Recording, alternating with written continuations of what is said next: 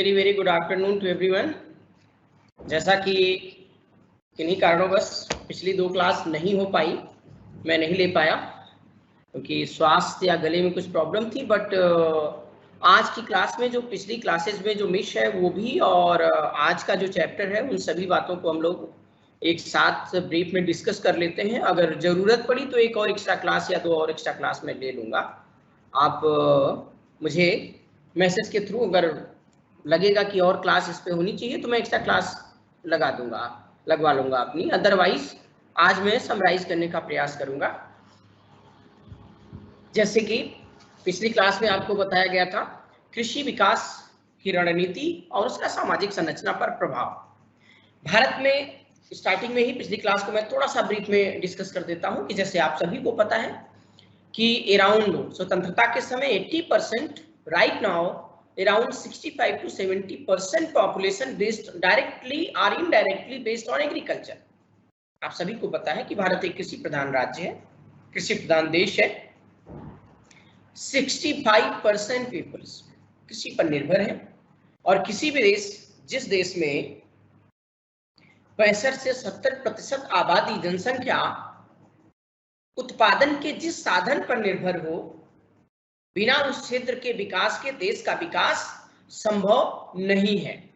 इसलिए जैसे औद्योगिक विकास की रणनीति हम लोगों ने पढ़ा, वैसे ही जो प्राइमरी सेक्टर है और भारत की एक बड़ी जनसंख्या जिस पर निर्भर करती है, कृषि क्षेत्र, उसकी क्या दशा थी और उस कृषि विकास के लिए सरकार ने कौन सी रणनीति अपनाई, इसके बारे में उस समय के समाज, उस समय के स्वतंत्रता के समय कृषि की दशा क्या थी, सरकार की नीति क्या रही, नियोजन की नीति में कृषि को कितना इंपॉर्टेंस दिया गया, पंचवर्षीय योजनाओं में कृषि को किस प्रकार में कृषि के विकास के बारे में नीतियों का निर्माण किया गया, इन सब बातों को हम लोगों ने बहुत संक्षेप में पिछली क्लास में ही डिस्कस कर लिया है।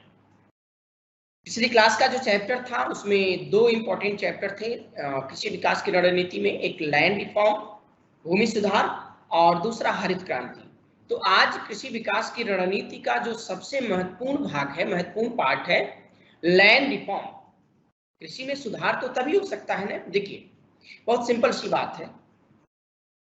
स्वतंत्रता के समय, स्वतंत्रता के बाद भारतीय संविधान निर्माताओं ने, ध्यान से आप लोग सुनेंगे, मैं थोड़ा तेज बोलूंगा क्योंकि 2 चैप्टर आज कंप्लीट करना है जो पिछली क्लास में छूटे हुए हैं। जो डाउट होगा, मेरा नंबर भी है, मैं नंबर शेयर भी कर दूंगा और उसमें या फिर एक्स्ट्रा क्लास में या जैसे भी आप पूछ सकते हैं। जैसे मैंने बताया कि कृषि विकास के संबंध में, कृषि विकास भारत में कृषि एक विषय के रूप में, उत्पादन के एक साधन के रूप में अगर आप देखेंगे तो कृषि की जो दशा और दिशा रही है उसमें 2 महत्वपूर्ण बिंदु आते हैं। पहला बिंदु आता है कि कृषि में उत्पादन को कैसे बढ़ाया जाए। एक महत्वपूर्ण विषय है कि कृषि में उत्पादन, लैंड तो है भारत के पास, लेकिन उत्पादन को बढ़ाया कैसे जाए, उसके लिए किस किस सुधार की जरूरत है। दूसरा, संविधान का जो लक्ष्य है समानता, राइट टू इक्वालिटी। समानता तो तब आएगी जब उत्पादन के साधनों पे समाज के सभी वर्गों का स्वामित्व हो। तो भारत में कृषि में सुधार के 2 महत्वपूर्ण बिंदु हैं कि उत्पादन को कैसे बढ़ाया जाए और कैसे जो लैंड है वो कुछ ही व्यक्तियों के हाथ में जिस प्रकार केंद्रित है, जिसको आप जमींदारी प्रथा बोलते हैं, लैंड लॉर्ड सिस्टम बोलते हैं। तो जब जमींदारी किसी, जैसे किसान है, कृषक है, लेकिन उसका मालिक नहीं है, मालिक जमींदार है, तो जो उत्पादन होगा उसका एक जो मेजर पार्ट होगा, ज्यादा हिस्सा होगा, वो कौन ले लेगा? जमींदार ले लेगा। कृषक मजदूर का मजदूर ही बना रह जाएगा, मींस गरीब ही रहेगा। इस उद्देश्य, इसीलिए संविधान में जो राइट टू इक्वालिटी की बात की गई है, समानता की बात की गई है। समानता तो समाज में तभी आएगी, जैसे बहुत साधारण एग्जांपल से, जहां से उत्पादन होता है, प्रोडक्शन होता है, जैसे लैंड हो गया, उद्योग हो गया, या जो भी उत्पादन के साधन है। अगर उत्पादन के साधनों पर किसी प्राइवेट व्यक्ति का नियंत्रण होगा, जैसे अंबानी जी हो गए या अडानी, जैसे बिजली उत्पादन पे यदि किसी भी अंबानी की कंपनी हो या किसी की भी कंपनी का अगर नियंत्रण है, तो उत्पादन जो करेंगे वो सस्ते में नहीं बेचेंगे, वो बेचेंगे महंगे के लिए या ज्यादा फायदे के लिए महंगे में बेचेंगे। तो उत्पादन का साधन किसके नियंत्रण में ही बहुत महत्वपूर्ण विषय होता है। जैसे रिलायंस की इनकम, मुकेश अंबानी की कंपनी की इनकम एवरी ईयर कई गुना बढ़ जा रही है, लेकिन रिलायंस के किसी कर्मचारी, इस बात पे बड़ा ध्यान से सुनेंगे, रिलायंस की इनकम या अंबानी की कंपनी की इनकम कई गुना एवरी ईयर इंक्रीज हो रही है, बढ़ रही है, लेकिन रिलायंस में काम करने वाला एक वर्कर, एक मजदूर की इनकम ज्यादा से ज्यादा उसे दिवाली में बोनस मिल जाएगा या 150 रुपए, 1500 रुपए में वृद्धि होगी, लेकिन रिलायंस या अंबानी की इनकम कितनी बढ़ रही है, कई गुना। मतलब वो अभी एशिया, भारत के सबसे धनाढ्य थे, फिर एशिया, और आप अगर देखेंगे कुछ दिन बाद वो शायद विश्व के भी सबसे धनाढ्य व्यक्ति। तो ये मैटर करता है कि ओनरशिप किसके पास है। आप ये देखिए, जो जमींदार थे अमीर, वो कुछ खेत में कभी नहीं जाते थे, लेकिन उसके बाद वो अमीर के अमीर है, और जो दिन भर काम करने वाला किसान मजदूर था, वो मजदूर का मजदूर ही है, क्योंकि ओनरशिप उनके हाथ में, उसका लाभ जो है उनके हाथ में है। आप लोग मार्क्सवाद पढ़े होंगे, अतिरिक्त मूल्य का सिद्धांत। मजदूर दिन भर काम करता है, लेकिन जो आय होती है, जो लाभ होता है, वो मालिक को मिलता है। इसी संदर्भ में भारत में जो सबसे महत्वपूर्ण जो विषय था, वह विषय था भूमि सुधार का।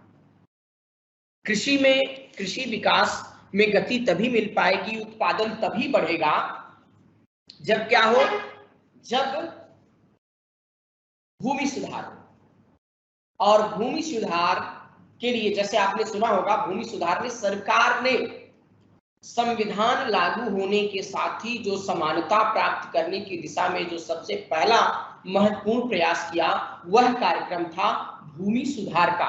और भूमि सुधार का कार्यक्रम केवल सरकार ने ही नहीं, ध्यान देंगे, केवल सरकार ने ही भूमि सुधार का कार्यक्रम स्टार्ट नहीं किया। जमींदारों से भूमि को लेकर के गरीबों या कृषकों को देने के लिए विनोबा भावे का नाम आप लोगों ने सुना होगा। विनोबा भावे ने भूदान आंदोलन चलाया कि जिसके पास ज्यादा जमीन है, ज्यादा लैंड है, वो जमीन, वह लैंड गरीबों को, मजदूरों को, किसानों को डोनेट कर दिया जाए, दान दे दिया जाए। समानता तो तभी आएगी जैसे आपके पास सब कुछ, किसी का दिया हुआ सब कुछ है। मान लीजिए कोई आपको देने, चलने के लिए कार भी दे दे, बाइक भी दे दे, रहने के लिए घर भी दे दे, आप उस घर में रह लेंगे, कार का भी यूज कर लेंगे, लेकिन आप ये नहीं कह सकते हैं कि यह कार, यह घर मेरा है। हो सकता है आपसे रेंट न लिया जाता हो, लेकिन तब भी आप ये कभी क्लेम नहीं कर पाएंगे कि मालिकाना हक आपके पास है, स्वामित्व आपके पास है। तो सरकार द्वारा कृषि विकास की रणनीति में जो सबसे महत्वपूर्ण और पहला कदम उठाया गया, क्योंकि जब तक लैंड रिफॉर्म नहीं होगा तब तक भारत में सामाजिक समानता की परिकल्पना एक सपना, स्वप्न ही रहेगा और अधूरा रहेगा, क्योंकि भारत की 70-80% जनसंख्या कृषि पर निर्भर करती थी। तो भूमि सुधार में क्या क्या सुधार करना था? दो महत्वपूर्ण विषय, भूमि का स्वामित्व, मतलब उस भूमि का मालिक कौन होगा, मालिकाना हक किसके पास होगा, और भूस्वामी जो मालिक होगा और जो किसान मजदूर होगा, उनके मध्य संबंध क्या होंगे। दो महत्वपूर्ण विषय थे। लेकिन जो सुधार का विषय था उसमें भी दो महत्वपूर्ण विषय थे, संस्थागत सुधार और तकनीकी सुधार। मैंने कहा भूमि सुधार का एक उद्देश्य भी था कि अमीर गरीब के खाई को पाटना, समानता को लाना। दूसरा उद्देश्य भी था कि कैसे उत्पादन को बढ़ाया जाए। मैं आपको बता चुका हूं, क्लास में हम लोग बात कर चुके हैं कि भारत में स्वतंत्रता के समय लैंड इतनी थी, जनसंख्या इसकी 30 करोड़ के आसपास थी, आज की 1/4 जनसंख्या थी, लेकिन हमारे लिए खाने के लिए अनाज उपलब्ध नहीं थे, हमें इंपोर्ट करना पड़ता था, आयात करना पड़ता था। दुनिया के देशों के सामने जो है हम रिक्वेस्ट करते थे कि हाथ पसारते थे कि हमें अनाज दे दिया जाए, तो भारत की स्थिति अत्यंत ही दयनीय थी।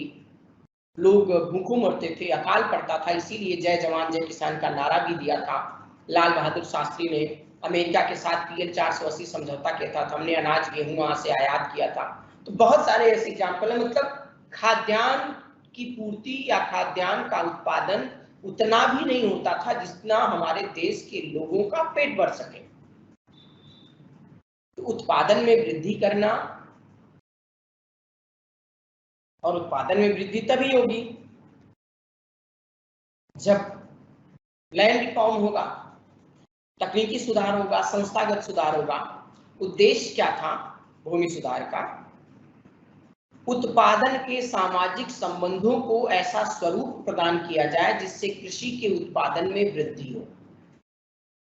जैसे अगर आपके पास 100 एकड़ जमीन है तो आप ये सोचेंगे ना कि अगर हम 2 एकड़ भी फार्मिंग कर देंगे, कृषि कर देंगे तो हमारे खाने के लिए बहुत है। 100 एकड़ वैसे ही बंजर पड़ा हुआ है, वैसे ही अनफर्टाइल लैंड, उसमें कुछ उत्पादन नहीं करेंगे। लेकिन अगर सपोज करिए आपके पास 1 ही एकड़ लैंड है तो आप पूरे तन मन से उस पर उत्पादन करेंगे कि ज्यादा से ज्यादा उत्पादन हो।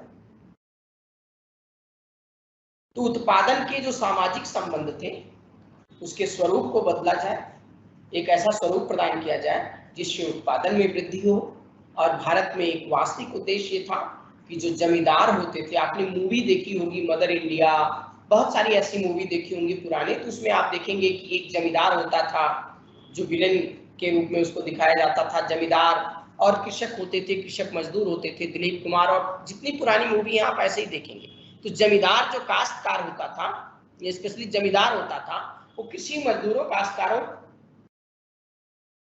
का न केवल शोषण करता था बल्कि उनके साथ अन्याय भी करता था। बंधुआ मजदूरी, बलात्श्रम जो आपने पढ़ा है भारत में कि वो लोन पे या कर्जा पे अनाज ले लिए और बदले में उन्हें पूरे जीवन आजीवन मजदूर के रूप में काम करना पड़ रहा है। तो वास्तविक उद्देश्य था कि कृषि व्यवस्था को, कृषि स्पेशली लैंड को, भूमि को रीडिस्ट्रीब्यूट कर कृषि उत्पादन में वृद्धि किया जाए, जो कृषक मजदूरों के न केवल शोषण को रोकेगा बल्कि जो समाज में विद्यमान अन्याय हैं, अन्याय का मतलब जो जमींदारों द्वारा मजदूरों कृषकों के साथ किया जाता है, उस अन्याय को समाप्त करना। और इसलिए भारत सरकार ने संविधान लागू होने के साथ साथ पहला जो सुधार कार्यक्रम भारत में मेजर स्टेप लिया गया वह था लैंड रिफॉर्म। और लैंड रिफॉर्म के लिए जो किया गया सुधार में 2 तरीके का मैंने बताया कि एक तकनीकी संस्थागत सुधार, मतलब उसके स्वामित्व को लेकर के, दूसरा उत्पादन को बढ़ाने के लिए तकनीकी सुधार। संस्थागत सुधारों में क्या क्या था, पहले कुछ बातें मैं आपको कॉमन सी बता देता हूं, उसके बाद जो स्लाइड में दिख रहा है उस पर 1 बाय 1 हम लोग चर्चा कर लेंगे। जैसे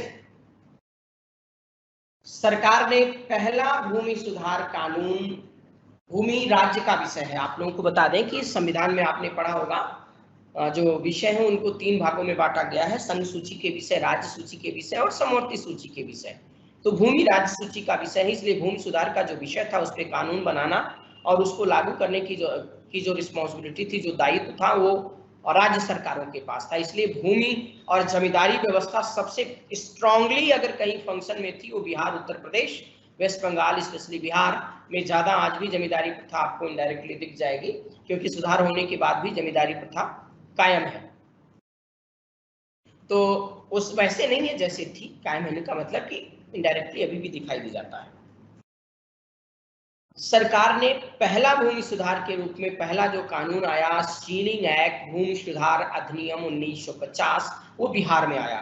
और दूसरा जो भूमि सुधार अधिनियम आया वो उत्तर प्रदेश में आया, फिर आंध्र प्रदेश और राज्यों में भी आया। लेकिन पहला जो भूमि सुधार कानून था, पहला भूमि सुधार जैसे ही आया, सीलिंग एक्ट जिसको बोलते हैं, और सीलिंग एक्ट का मतलब ये होता है कि जिनके पास इससे ज्यादा 12 एकड़, 15 एकड़, 20 एकड़, अलग अलग राज्यों में अलग अलग है, पहले ज्यादा था कम हो गया, कि जिनके पास भी इससे ज्यादा जमीन है वो सरकार उसको एक्वायर कर लेगी और गरीबों या किसान मजदूरों में उसको डिस्ट्रीब्यूट कर देगी। तो किसी के पास 200 एकड़, 300 एकड़, 500 एकड़, 100 एकड़, 50 एकड़, तो सरकार ने, मैंने कहा ये सरकार ने रेशियो लगाया, जो रिस्ट्रिक्शन लगाया वो कहीं कहीं 20 एकड़ का था, कहीं 12 एकड़ था, कहीं 25 एकड़ था, अलग अलग राज्यों में अलग था।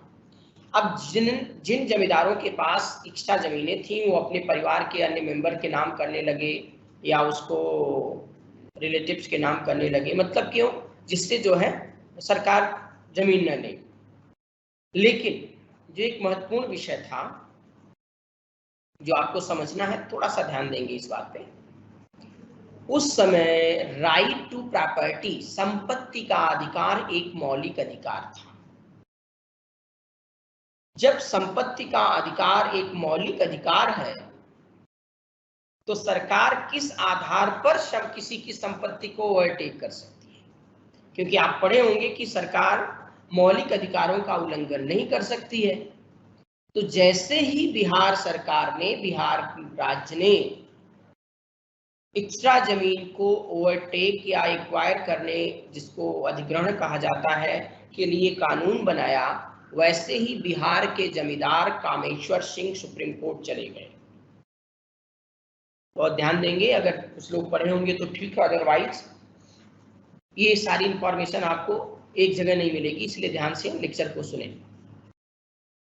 जैसे ही बिहार सरकार ने भूमि सुधार के लिए कानून लाया, वैसे ही, क्योंकि राइट टू प्रॉपर्टी, संपत्ति का अधिकार एक मौलिक अधिकार था, इसलिए कामेश्वर सिंह सुप्रीम कोर्ट चले जाते हैं और एक केस आता है कामेश्वर सिंह वर्सेस बिहार राज्य।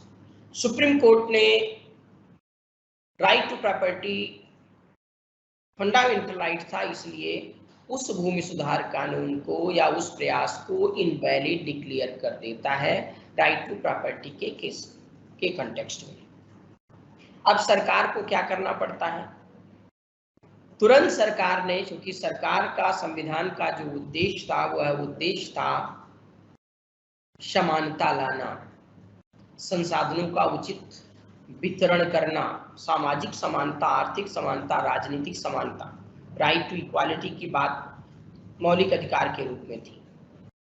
तो सरकार ने सुप्रीम कोर्ट के उस डिसीजन को नल एंड वॉइड करने के लिए या लैंड डिस्ट्रीब्यूशन को, लैंड रिफॉर्म को आगे बढ़ाने के लिए सरकार ने संविधान में पहला संविधान संशोधन किया जून 1951 में, और पहले संविधान संशोधन के द्वारा संविधान में 9वीं अनुसूची ऐड की गई। पहले केवल 8 अनुसूचियां थी, 9वीं अनुसूची बाद में शामिल की गई, और 9वीं अनुसूची में भूमि सुधार, भू राजस्व से संबंधित विषय को ऐड किया गया। अगर आप लोग पढ़े होंगे तो जानते होंगे कि 9वीं अनुसूची के बारे में यह कह दिया गया कि जो भी विषय 9वीं अनुसूची में शामिल की जाएगी उस विषय की समीक्षा सुप्रीम कोर्ट नहीं कर पाएगी, मतलब उसे इनवैलिड डिक्लेयर नहीं कर पाएगी। तो जो संविधान का पहला अमेंडमेंट है वो भूमि सुधार के कंटेक्स्ट में ही आता है, और इसीलिए 9वीं अनुसूची का विषय क्या है? भूमि सुधार या लैंड रेवेन्यू, वो राजस्व भूमि सुधार से संबंधित। अब सरकार जो भूमि सुधार का प्रयास था वो राइट टू प्रॉपर्टी के दायरे में न आए, इसलिए एक नया अनुसूची ऐड किया गया अमेंडमेंट के द्वारा, और भूमि सुधार के कार्यक्रम को आगे कंटिन्यू किया। आप मौलिक अधिकार और नीति निर्देशक तत्व का जो डिबेट है, संसद बनाम न्यायपालिका का जो डिबेट है, वो डिबेट, उस डिबेट और उस कॉन्फ्लिक्ट की शुरुआत लैंड रिफॉर्म से ही मानी जाती है, इसी घटना से ही मानी जाती है। अब भूमि सुधार 9वीं अनुसूची में आ गया, अब सुप्रीम कोर्ट उसको इनवैलिड डिक्लेयर नहीं करेगा। तो इस प्रकार आप देखेंगे कि सरकार ने भूमि सुधार जैसे कदम उठाया, और भूमि सुधार में पहला जो संस्थागत सुधार था, संस्थागत सुधार में सरकार ने क्या क्या किया? संस्थागत सुधार में सरकार ने जो जोड़ दिया, मध्यस्थों का उन्मूलन, जो मीडिएटर थे।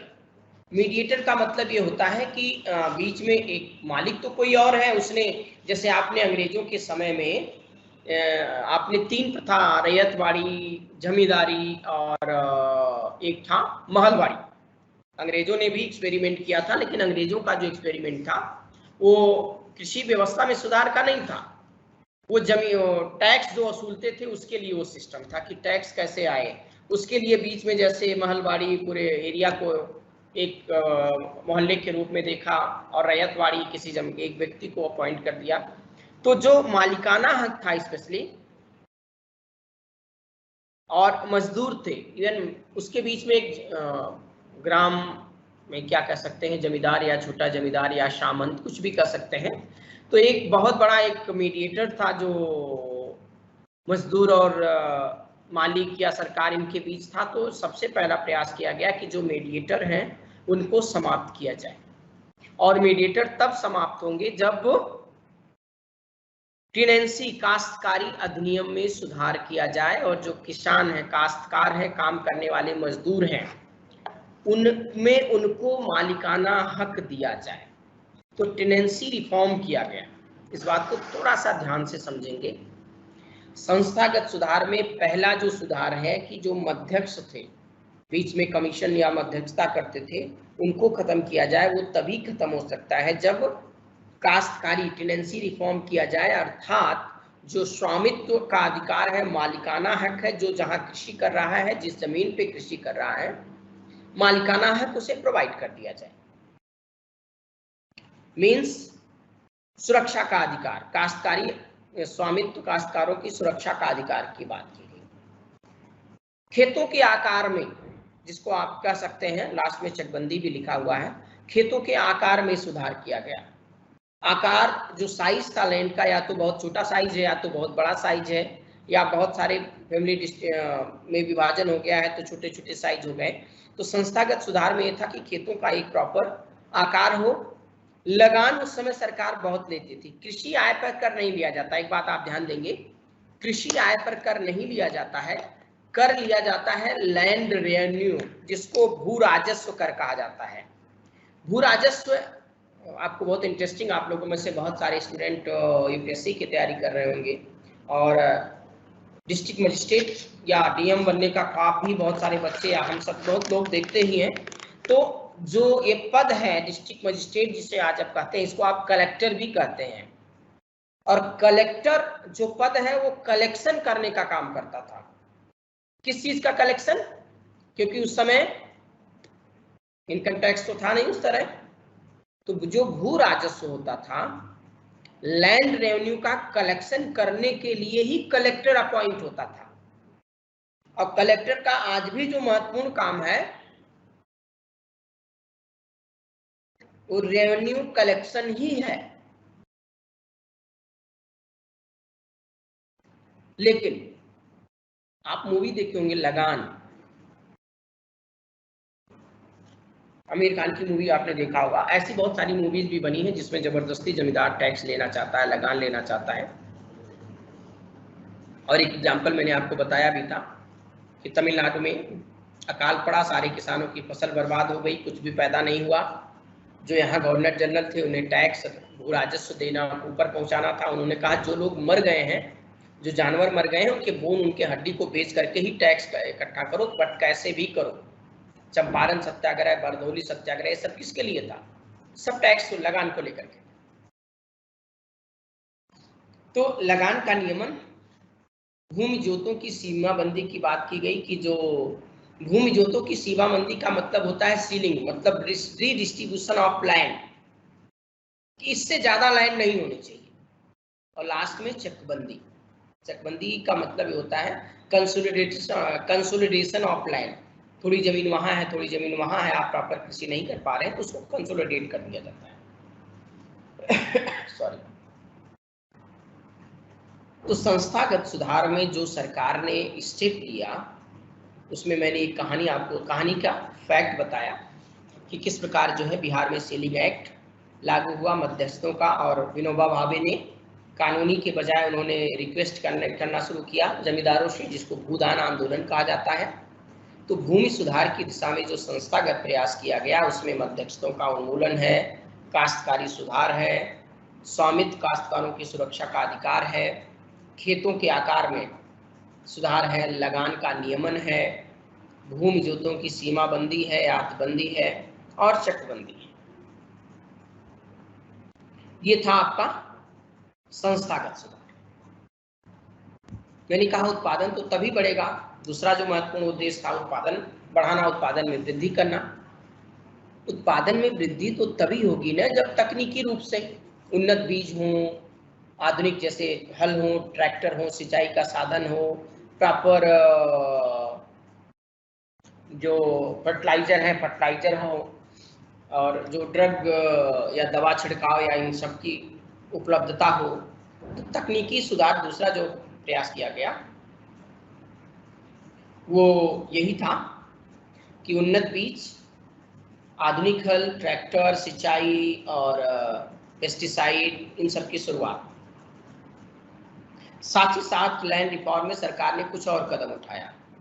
कृषि का पुनर्गठन, रीडिस्ट्रीब्यूशन ऑफ लैंड की। अब इसको डिटेल से मैं इसलिए नहीं पढ़ा रहा हूँ कि आज कई दो चैप्टर जो पीछे छूटे हुए हैं दोनों को एक साथ कंप्लीट करना है। कृषि का पुनर्गठन, भूमि का पुनर्गठन, भू चकबंदी, कोऑपरेटिव फार्मिंग, सहकारी खेती। और इसीलिए आप आज देख रहे होंगे लैंड एक्विजिशन बिल 2013 में एक महत्वपूर्ण जो है बिल लाया गया जिससे सरकारें या प्राइवेट सेक्टर के लोग कृषि के या किसानों से जमीन हड़प न सकें या जमीन को एक्वायर न कर सकें। तो कृषि विकास की रणनीति में पहला जो महत्वपूर्ण विषय है लैंड रिफॉर्म। भारत में भूमि सुधार का जो प्रयास किया गया वो पार्शियली ही सफल है, मतलब आंशिक सफल है, पूर्णतः सफल नहीं है।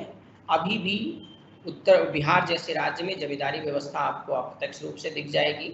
हाँ, वेस्ट बंगाल में सबसे ज़्यादा सफल रहा है जमींदारी व्यवस्था को समाप्त करने के लिए जो सीलिंग एक्ट था या भूमि सुधार कानून था।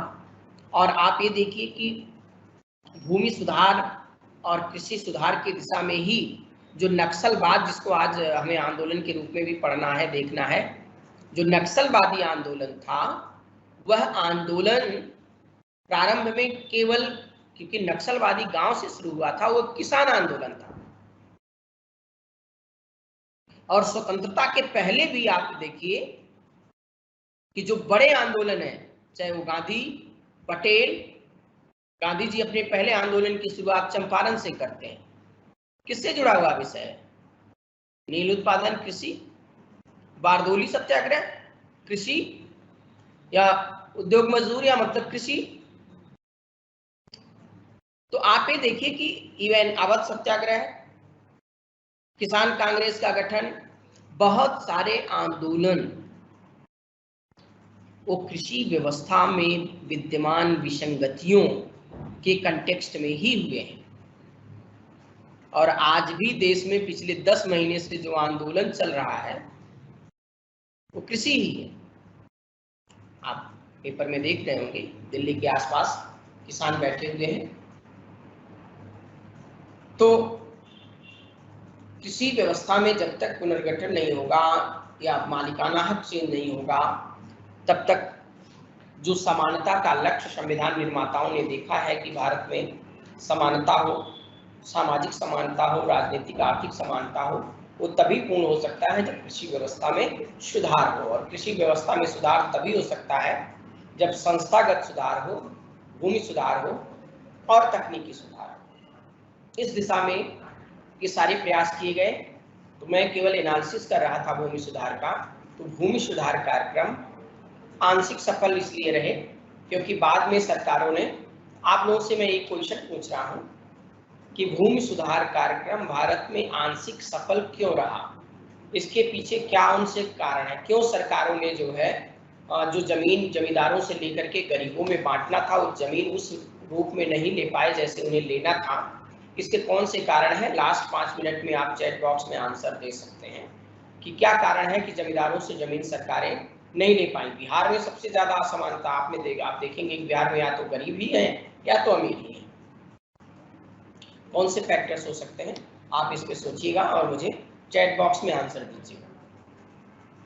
उसके बाद जो दूसरा महत्वपूर्ण विषय था जो लास्ट क्लास में ही हम लोगों को पढ़ना था, वह महत्वपूर्ण विषय था कि कैसे उत्पादन को बढ़ाया जाए, क्योंकि हम दूसरे देशों पर निर्भर थे, दूसरे देशों के आयात पर निर्भर थे कि वहां से हम जो है कृषि उत्पादन या जो है अनाज हमें आयात करना पड़ता था, हमें शर्मिंदगी उठानी पड़ती थी हमारे प्रधानमंत्री को कि हम बार बार अमेरिका से मांग रहे हैं, किसी अन्य देश से मांग रहे हैं कि हमारे यहाँ लोग भूखों मर रहे हैं। तो कृषि में सुधार पहला तो संस्थागत था, दूसरा जो तकनीकी सुधार था उसका मुख्य उद्देश्य था कि कैसे उत्पादन में वृद्धि किया जाए, कैसे आत्मनिर्भर बना जाए। तो उत्पादन की वृद्धि के लिए प्रयास तो 1950 स्वतंत्रता के बाद से ही हमारी सरकारें कर रही थी, लेकिन जो सबसे महत्वपूर्ण प्रयास किया गया वो था हरित क्रांति, ग्रीन रेवोल्यूशन। और ग्रीन रेवोल्यूशन, हरित क्रांति से पहले मैक्सिको ब्राजील या एक्चुअली मैक्सिको अमेरिका में, मैक्सिको के ही नॉर्मन बोरलॉग और इन लोगों ने उन देशों में ऑलरेडी ये कार्यक्रम सफल हो चुका था। उनसे इंस्पायर्ड होते हुए कृषि क्षेत्र में उत्पादन को बढ़ाने के लिए भारत में हरित क्रांति। लेकिन उससे पहले अगर आप स्लाइड में देख रहे होंगे, जैसे 1901 से 1941 तक प्रति व्यक्ति कृषि उत्पादन में, पहले कृषि उत्पादन ज्यादा था लेकिन 1940-50 आते आते कृषि उत्पादन में 10 से 15% की कमी आई। तो सरकार के सामने एक जटिल प्रश्न था कि कैसे उत्पादन को बढ़ाया जाए, कैसे भुखमरी को समाप्त किया जाए, कैसे खाद्यान्न उत्पादन में आत्मनिर्भर बना जाए। और इसको लेकर के सरकार ने, उस समय भारत के कृषि मंत्री थे सी सुब्रमण्यम, एम.एस. स्वामीनाथन कृषि वैज्ञानिक, और नॉर्मन बोरलॉग से प्रभावित होकर के इन लोगों ने भारत में कृषि उत्पादन को बढ़ाने के लिए हरित क्रांति की शुरुआत, या हरित क्रांति पहले इसको 7 जिले में पायलट प्रोजेक्ट के रूप में गहन कृषि जिला कार्यक्रम के नाम से चलाया गया, जिसमें 4 बातों पर जोर दिया गया था: बीज, उर्वरक, सिंचाई और प्रौद्योगिकी। जैसे हरित क्रांति जो शब्द है ऊपर आप पढ़ रहे होंगे, वो America agency for international development के निदेशक विलियम एस गॉड ने 1568, ये जो शब्द है वो उन्होंने दिया था। 1968 है, ध्यान देंगे हरित क्रांति जो वर्ड है 1968 है, उसमें गलत टाइप हो गया है, 9 को 5 हो गया है गलती से, उसको ध्यान रखेंगे। तो ये 1968 में ये शब्द उनके द्वारा दिया गया। भारत में हरित क्रांति का जो श्रेय जाता है, इंदिरा गांधी की गवर्नमेंट उस समय थी, और इंदिरा गांधी पर्सनली कई बार जलील होना पड़ा था उन्हें, कि कई देशों के सामने उन्हें अनाज के लिए रिक्वेस्ट करना पड़ा था, इवन अमेरिका के सामने। तो इसलिए उत्पादन को बढ़ाने के लिए पहले 7 जिलों में एक पायलट प्रोजेक्ट के रूप में बीज, उर्वरक, सिंचाई, प्रौद्योगिकी, इन 4 बातों को जोड़ देते हुए गहन कृषि जिला कार्यक्रम चलाया गया। और बाद में इसे पूरे देश में नहीं, स्पेशली पंजाब, हरियाणा और western UP, some parts of western Uttar Pradesh, Haryana और पंजाब, इस क्षेत्रों में हरित क्रांति के नाम से उत्पादन में वृद्धि करने के लिए सरकार ने हरित क्रांति की शुरुआत की। और इसके लिए हरित क्रांति में क्या क्या, कैसे उत्पादन बढ़ाया जाए, जो इसकी प्रमुख विशेषता है हरित क्रांति की, उन्नत उत्पादकता बीज प्रोग्राम चलाया गया है। हाई, उसको बोलते हैं high yielding variety seeds programme. उत्पादन तो तभी होगा ना जब अच्छे सीड्स होंगे, अच्छे बीज होंगे। यूज ऑफ फर्टिलाइजर, उर्वरक का प्रयोग बढ़ाया जाए। सिंचाई का विस्तार किया जाए, बहुत सारे कैनाल आप देखेंगे कि हरियाणा और पंजाब में सबसे ज्यादा कैनाल बने हुए हैं। सिंचाई की सुविधाएं, सिंचाई का विस्तार किया जाए, सिंचाई सुविधाओं का विस्तार किया जाए। आपने मदर इंडिया में देखा होगा कि ऋण लेने के लिए लाला के पास, मतलब बीच में मीडिएटर या जो लोकल साहूकार होते हैं उनके पास जाते हैं। तो कृषकों के पास, कृषक मजदूरों के पास क्रेडिट संकट था, क्रेडिट क्राइसिस थी, साख संकट जिसको बोलते हैं, उनके पास लगाने के लिए कुछ पैसे नहीं होते थे। तो एग्रीकल्चर लोन के लिए सरकार ने कदम उठाया, नाबार्डा बैंक बाद में जैसे बना, और इंस्टीट्यूशनलाइजेशन उसका किया गया। कृषि ऋण को लेकर बैंकों को कहा गया कि आप 40% ऋण कृषि सेक्टर को देंगे। नॉन इंस्टीट्यूशनल साधन को भी अपनाया गया, नाबार्डा की स्थापना हुई। तो इसीलिए आप देखेंगे कि आज बहुत सारे किसानों के कृषि ऋण माफ भी कर दिए जाते हैं। तो बहुत सारे प्रयोग किए गए। तो कृषि ऋण की व्यवस्था की गई। कीटनाशकों का प्रयोग, यूज ऑफ पेस्टिसाइड्स, जैसे आप देखते होंगे बहुत फसल कीटनाशकों की वजह से, अगर आप रूरल एरिया या किसी ग्रामीण पृष्ठभूमि या कृषि सेक्टर से जुड़े होंगे तो आपको पता होगा कि उसमें कीटनाशकों का छिड़काव करना पड़ता है, पेस्टिसाइड का छिड़काव करना पड़ता है, जिससे फसल बर्बाद न हो, क्रॉप सेव रहे और उत्पादन भी ज़्यादा हो। तो कीटनाशकों के प्रयोग को बढ़ाया गया। कृषि बीमा, आप अभी देख रहे होंगे प्रधानमंत्री बीमा योजना, फसल बीमा योजना कितना पॉपुलराइज की जा रही है। कृषि बीमा जैसी पॉलिसीज की शुरुआत हुई। और एग्रीकल्चर मार्केटिंग भी बहुत बड़ा इंपॉर्टेंट, जैसे नैफेड बना, सफल है, बहुत सारे हैं जो कृषि विपणन जिसको मार्केटिंग कह सकते हैं। तो सरकार ने हरित क्रांति के तहत इन 7 प्रमुख मुद्दों पर जोर दिया, और उससे भी ज्यादा महत्वपूर्ण है 4 प्रमुख मुद्दे, बीज, उर्वरक, सिंचाई और तकनीकी। इन 4 मुद्दों पर जोर दिया कि उन्नत उत्पादकता बीज कार्यक्रम चलाया, उर्वरक के प्रयोग में वृद्धि की, सिंचाई का विस्तार किया, कृषि ऋण की व्यवस्था की, कीटनाशकों के प्रयोग को बढ़ावा दिया, कृषि बीमा की शुरुआत की और कृषि विपणन, कृषि मार्केटिंग। इसका असर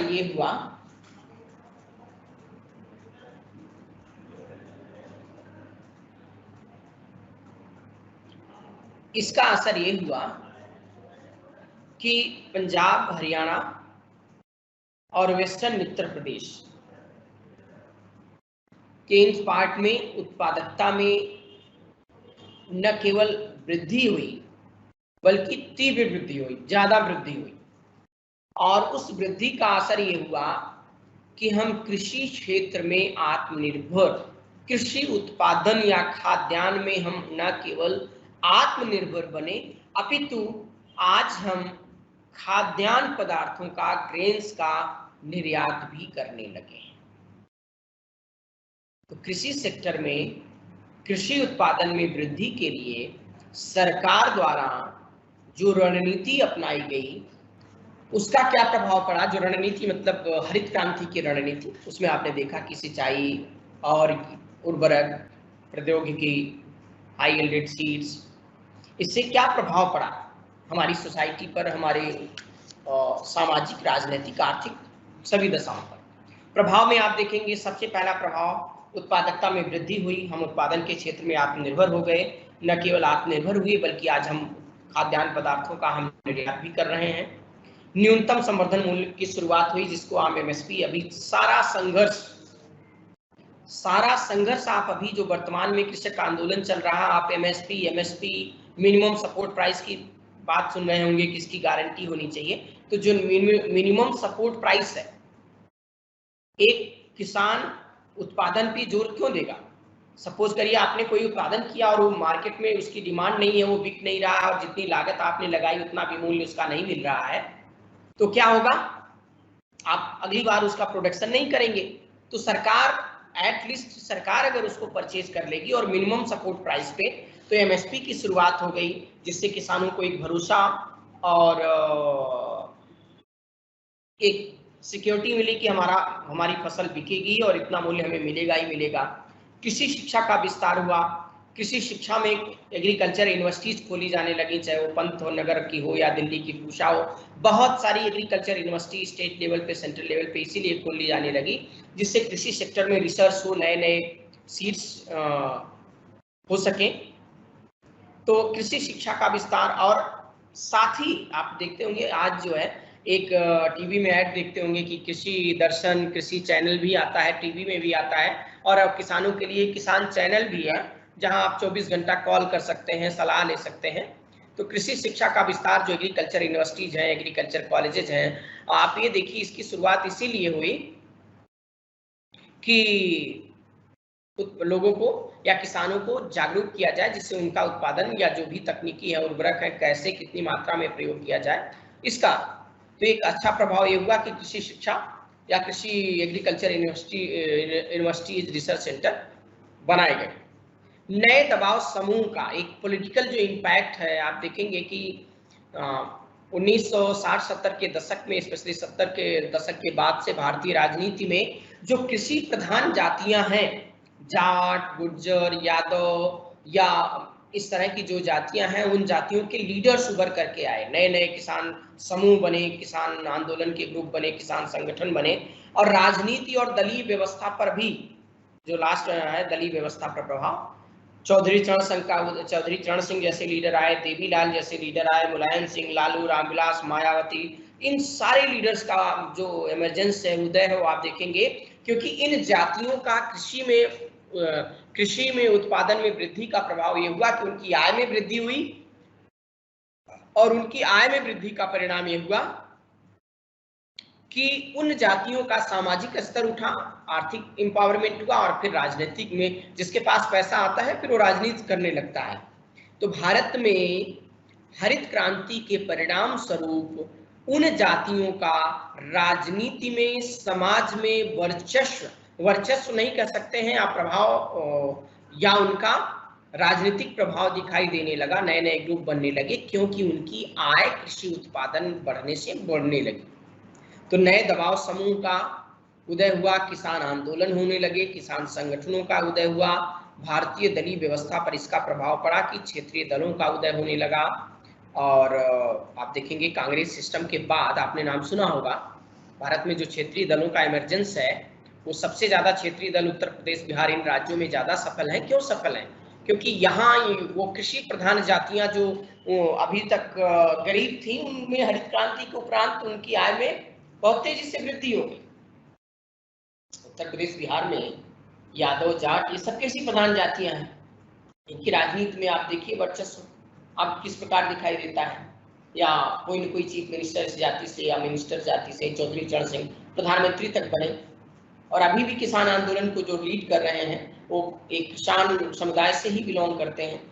तो हरित क्रांति का जो एक सकारात्मक प्रभाव है वह समाज पर भी, अर्थव्यवस्था पर भी, राजनीति पर भी, और सबसे महत्वपूर्ण जो भूखमरी थी, स्टारवेशन था, जो वो समाप्त हुई, उत्पादकता में वृद्धि हुई, हम आत्मनिर्भर हुए, और हम अनाजों का, खाद्यान्न पदार्थों का निर्यात भी करने लगे।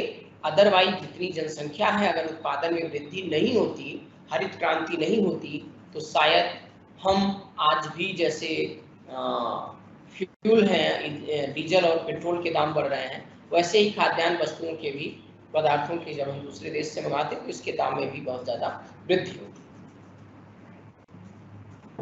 खुश तो हम बहुत हुए कि भारत में उत्पादन वृद्धि हो गई, हरित क्रांति हुई, लेकिन हरित क्रांति का नकारात्मक प्रभाव भी है, और वह नकारात्मक प्रभाव है विषमता में वृद्धि हुई। विषमता में वृद्धि का मतलब ये होता है कि जो लोग, जिनके पास लैंड था, जो कृषि आधारित जातियां थी, कुछ जातियों का, कुछ किसानों का आय में तेजी से वृद्धि हुई, लेकिन सभी को इसका लाभ नहीं मिला। कृषक मजदूरों को इसका लाभ नहीं मिला, मजदूर मजदूर ही रह गया, गरीब गरीब ही रह गया।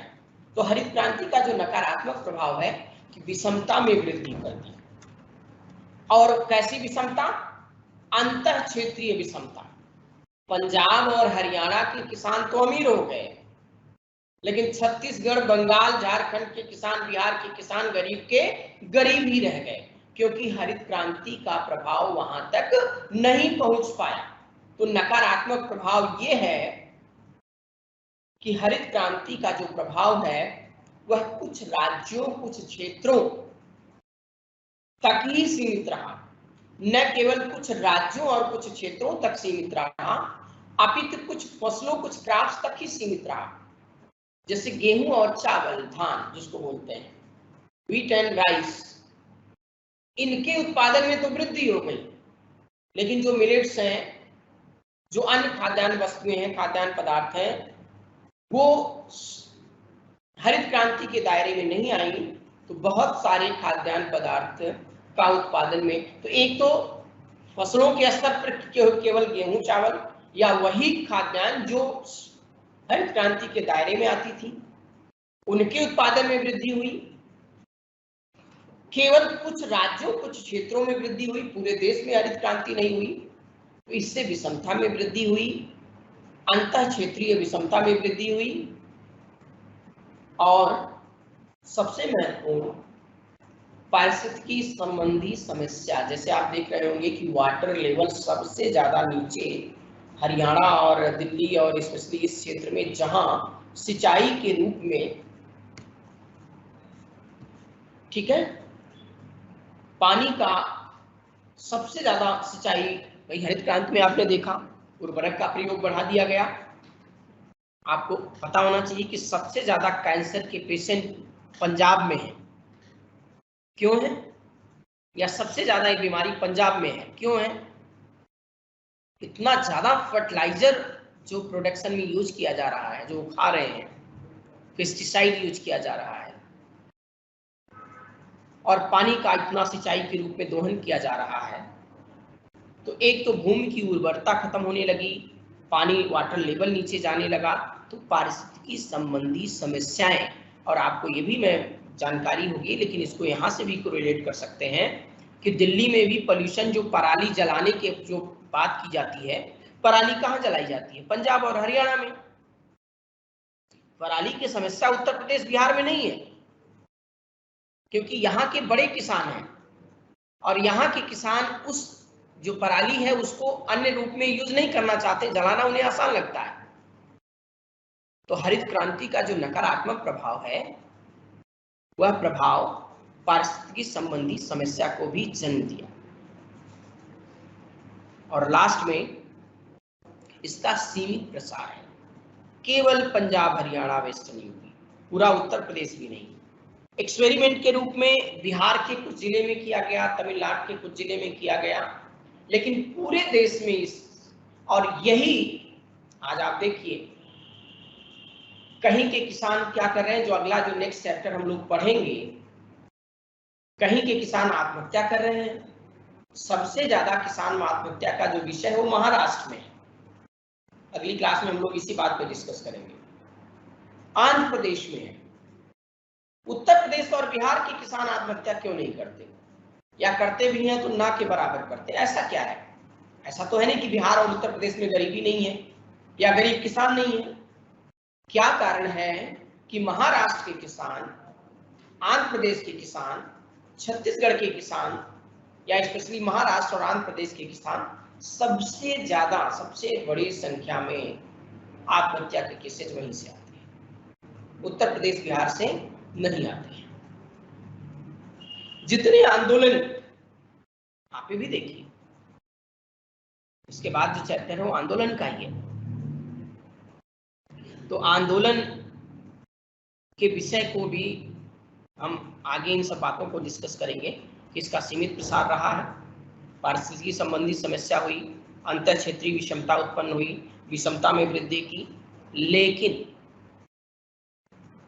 सबसे महत्वपूर्ण था कि उत्पादन में हम आपने हरित क्रांति से उपजी असमानता और विषमता को दूर करने के लिए एपीजे अब्दुल कलाम और अन्य वैज्ञानिकों ने एक और एफर्ट लिया कि कैसे जो कमियां प्रथम या हरित क्रांति में रह गई उसको कैसे दूर किया जाए। उसको दूर करने के लिए एक सजेशन आया और वह सजेशन था द्वितीय हरित क्रांति। द्वितीय हरित क्रांति में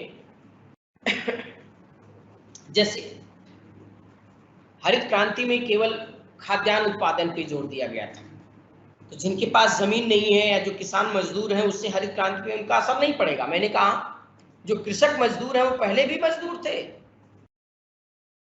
और अभी भी मजदूर हैं। हरित क्रांति का बेनिफिट, हरित क्रांति का लाभ किसको मिल पाया? जिनके पास ओनरशिप थी, मतलब जिनके पास स्वामित्व था, जो उस लैंड के मालिक थे।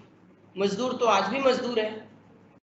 तो कैसे कृषि या पारिस्थितिकी समस्या, विषमता, उसको कम करने के लिए सेकेंड ग्रीन रेवोल्यूशन की बात की गई, लेकिन ये केवल प्रपोजल है, बात है। उस दिशा में एज सच ऑफिशियली ऐसा नहीं है कि द्वितीय हरित क्रांति भारत में हो गई।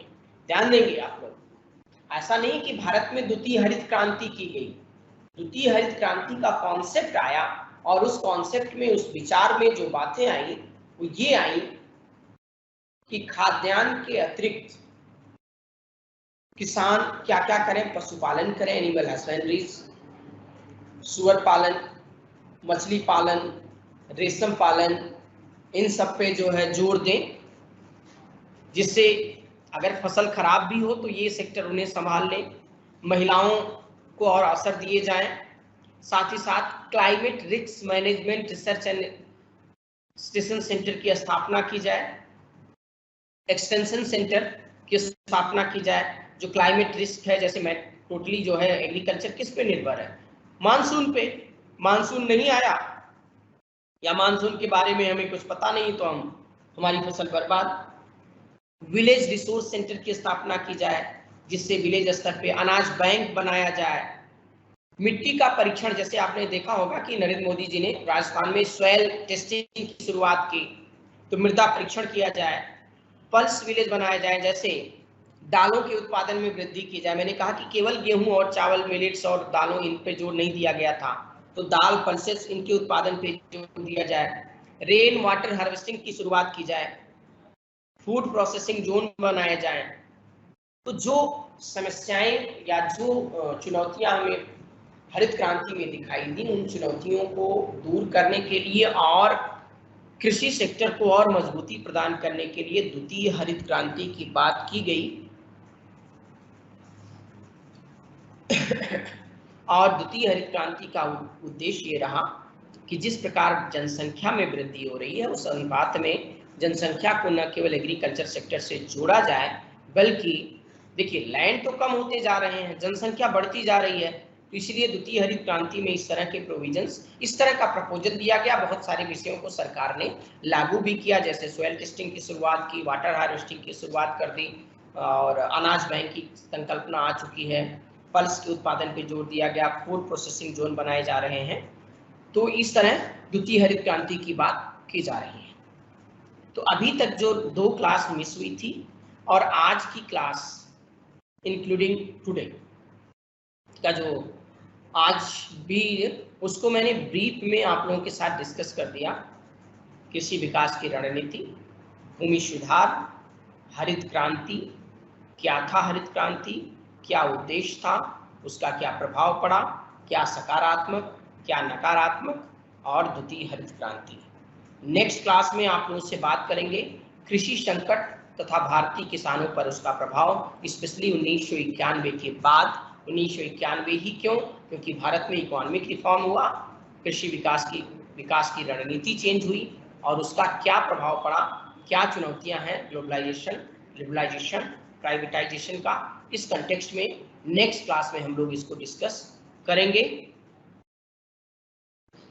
और कोई क्वेश्चन हो तो लास्ट में आपके साथ जो है 5 मिनट्स आप कुछ भी पूछ सकते हैं, अगर आपको लग रहा है तो कोई क्वेश्चन आप चैट बॉक्स में।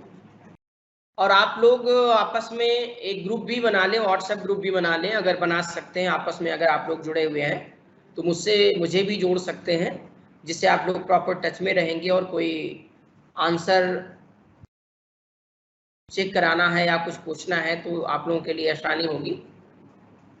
तो ऐसा कुछ अगर आप लोग कर सकते हैं तो आपस में आप बात करके एक ग्रुप बना लीजिए। मेरा नंबर अगर नहीं है तो आप लिख सकते हैं, मैं नंबर शेयर कर दूंगा। क्लाइमेट रिस्क मैनेजमेंट का ये है कि सरकार, आपको पता है कि भारत में जो कृषि व्यवस्था है कंप्लीटली मानसून पे निर्भर है, और मानसून को, क्लाइमेट को कैसे उन्हें पहले, जैसे आपको पहले सूचना मिल जाए तो इंफॉर्मेशन सेंटर बनाए गए। अगर इस तरह का कोई तूफान है या कोई बात है तो पहले इंफॉर्मेशन के बाद अगर जो डैमेज हो रहा है उस पर कैसे आपको मदद किस स्तर पे किया जाए। तो क्लाइमेट रिस्क मैनेजमेंट की शुरुआत जो है की संकल्पना भारत सरकार ने या कृषि व्यवस्था को मदद के लिए इस तरह की परिकल्पना की गई। लेकिन रियलिटी ये है कि बहुत प्रॉपर तरीके से काम नहीं, जैसे अभी आपको पता है कि जैसे ज़्यादा बारिश होने वाली है तो पहले इंफॉर्मेशन दे दिया जाता है कौन सी फसल कब उगानी है, या ये ठीक रहेगा कि नहीं रहेगा। बहुत सारी बातें हैं इसमें, इसलिए क्लाइमेट रिस्क मैनेजमेंट की बात की जा रही है। इसका उद्देश्य है कि कृषि व्यवस्था को मानसून से होने वाले दुष्प्रभाव से बचाना, और बेहतर क्लाइमेटिक जानकारी देकर के, मानसून की जानकारी देकर के किस मानसून में कौन सी फसल बेहतर हो सकती है, ये सारी बातें इसमें आ जाए। ओके, आज के लिए इतना ही, नेक्स्ट क्लास में इसके आगे कंटिन्यू करेंगे। Okay, bye bye, thank you.